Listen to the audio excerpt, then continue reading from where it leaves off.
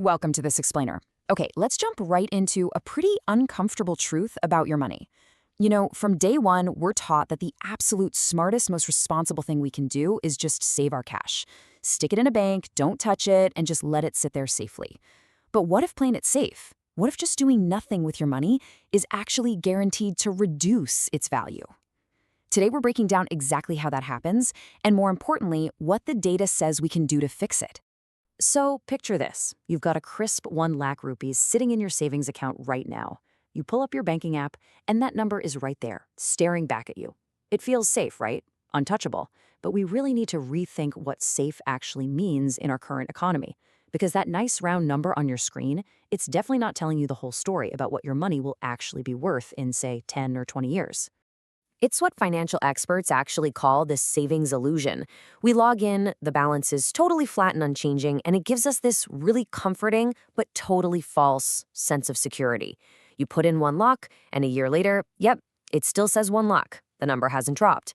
But here's the catch. While your balance is just sitting there perfectly still, the entire world around it is moving. Because outside of that banking app, inflation is quietly doing its thing. And inflation is just a fancy word for the rising cost of everyday essentials over time. It just means the price of literally everything you buy, your food, your housing, your transport, keeps going up. And since those prices are climbing, that exact same amount of money buys you a lot less stuff. Your balance stays the exact same, but the real-world muscle of your money is just shrinking away. Let's put this into everyday terms based on standard inflation trends. Think about your regular grocery run. A basket of food that costs you 2,500 rupees today, that same exact basket is estimated to cost around 3,400 rupees a decade from now. Your rent could easily jump from 15,000 to 21,000. It means that the same 100-rupee note in your wallet is going to buy fewer and fewer things as time goes on. Your money didn't change at all, but the actual math of staying alive did. So we end up with this totally crazy contrast. Consumer prices are just marching upward, right? But your actual purchasing power, meaning what your money can actually get you at the store, is sinking.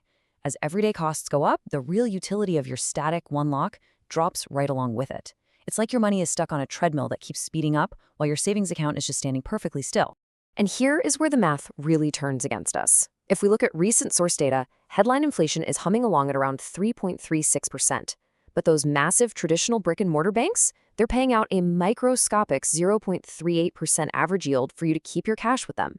So if your bank is giving you less than 0.5%, but your life is getting over 3% more expensive, your money isn't just standing still, it's actively walking backward. Let's map this mathematical mismatch out over 20 years, because this is where it gets really eye-opening. Thanks to that tiny 0.38% interest rate, your bank balance officially grows to over 1,07,000. It looks like a profit. Well, a tiny one, but still a profit. But when you factor in the average inflation, the real-world purchasing power of that account completely collapses.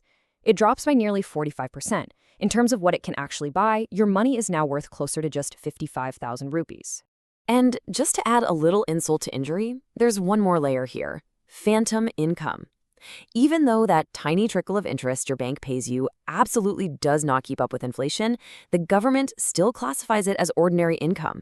You actually have to pay taxes on those nominal paper gains while your account's real purchasing power is literally shrinking. It just accelerates that silent erosion of your wealth. Okay, moving on to protecting your purchasing power, defending your wealth against the silent erosion. Let's see how we fix this. The financial research points to 3 primary proven tools to close that gap between the interest you're getting and the inflation you're experiencing. And the best part? You don't need to be some Wall Street hotshot to use them. These are super accessible strategies to preserve your capital. We're talking about high-yield savings accounts, Series I savings bonds, and tips. Let's break them down. First up, the absolute lowest hanging fruit, high-yield savings accounts, or HYSAs. Remember how traditional banks pay that sad 0.38%? Well, online banks don't have to pay for thousands of physical branches, so they pass those savings on to you. Right now, top online HYSAs are offering yields up around 4.15%. Just making this one incredibly simple switch immediately gives your money its defensive strength back against inflation, and your cash is still completely accessible if you have an emergency. It's a no-brainer. Second, if you've got cash you know you won't need for at least a year, you should look into government inflation index bonds. A perfect example from the source material is US Series I savings bonds. They're amazing because they give you a composite rate, a fixed baseline plus an inflation rate that literally updates every 6 months to match the consumer price index. It basically guarantees that your money is running at the exact same speed as inflation. And finally, we have Treasury inflation-protected securities, which everyone just calls TIPS. The mechanics on these are actually super clever. Instead of just tweaking your interest rate, TIPS literally adjust your actual principal balance upward when inflation rises. So, say inflation goes up 3%. Your starting principal of 1 lakh automatically bumps up to 1 lakh 3,000. And your interest is then paid out based on that new, higher number. It acts as an absolute shield for your money. Which brings us to this absolutely crucial quote from the analysis. Holding cash reserves in traditional bank accounts guarantees a loss of purchasing power in an inflationary environment.